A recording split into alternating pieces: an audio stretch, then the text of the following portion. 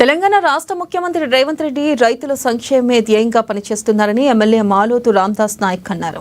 ఖమ్మం జిల్లా వైరా మండలం కేజీ సిరిపురం గ్రామంలో రాష్ట్ర ప్రభుత్వం రైతుల అకౌంట్లలో రైతు భరోసా నగదు చెల్లింపులు పూర్తి చేసిన సందర్భంగా రైతులు రైతు భరోసా సంబరాలు ఘనంగా నిర్వహించారు.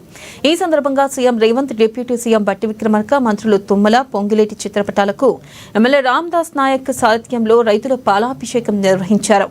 ఇక రైతు సంక్షేమం కోసం 2 లక్షల రుణమాఫీ, రైతు బీమా పథకం, సబ్సిడీపై విత్తనాలను కాంగ్రెస్ అందించిందని ఎమ్మెల్యే రామదాస్ నాయక్ తెలిపారు.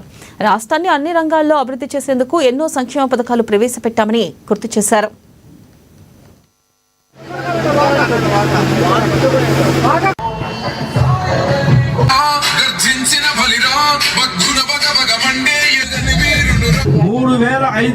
ఇళ్ళు ఈ నియోజకవర్గంలో ఇచ్చేసాం.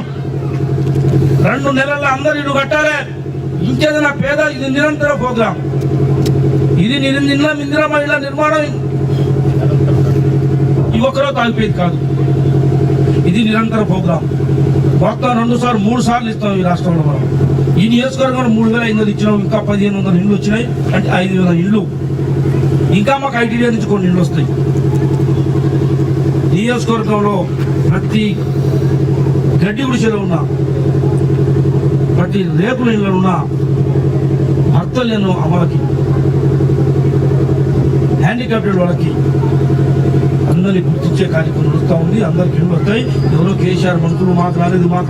అసలు సంవత్సరానికి 10 ఇళ్ళు సిరిపురానికి ఇచ్చుంటాయి. ఈ 10 సంవత్సరాలు 100 ఇళ్ళు వచ్చాయి. ఏమో అధ్యక్ష ప్రసాద్, సిరిపురం రాజశేఖర అధ్యక్షుడు ప్రసాద్ గారికి ప్రత్యేక నమస్కారం. 10 సంవత్సరాలు కేసీఆర్ నీకు 10 ఇళ్ళు ఇచ్చుంటే 100 ఇళ్ళు వచ్చాయి. ఇప్పటికి సిరిపురం కదా సిటీ అయిపోయేది. అయినా ఒకే సంవత్సరంలో ఇళ్ళు ఇచ్చాం. 40 ఇళ్ళు ఇచ్చాం. ఇంకా 10 ఇస్తామని మనం చేస్తా ఉన్నా. ఎక్కడ కూడా ఆగాయ బాబు కొద్దిగా వాడిని అడుగుపోయి కేసీఆర్ పడినోడిని, నీ డబ్బులు మొత్తం దోచుకోపోయాడు, వాడిని అడుగు పడుకోరా ఇక్కడికి. కాబట్టి ఆశీర్వదించాలని మనం చేస్తా ఉన్నాం. పని చేతగానోళ్ళు, పని తేనేళ్ళు, పని చేయనోళ్ళు, చేతగానోళ్ళు